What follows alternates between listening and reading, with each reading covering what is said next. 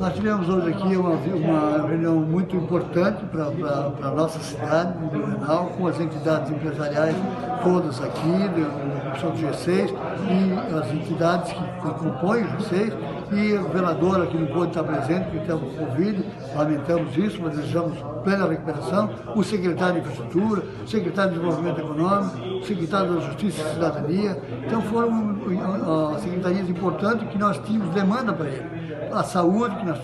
apresentamos uma série de demandas para o governo do Estado, e uma já foi atendida, que é aquela que é do complexo penitenciário de Blumenau, que falta a conclusão dele, falta o presídio e falta o semiaberto. Com essa conclusão, a gente pode desativar o presídio da General Osório, transformar aquilo lá numa área de lazer, não o prédio, derrubar o prédio e fazer lá uma praça ou um parque, sei lá, para a comunidade usufruir daquele espaço lá. Então, no nosso entendimento, foi maravilhosa a reunião, foi muito boa, proveitosa, e a gente espera que esses projetos eles tenham uma continuidade. Nós montamos com a Secretaria de Infraestrutura uma equipe de trabalho, ou uma jornada de trabalho, ou reuniões de trabalho, para a gente efetivamente fazer as obras destravarem e começarem a andar numa velocidade um pouco maior.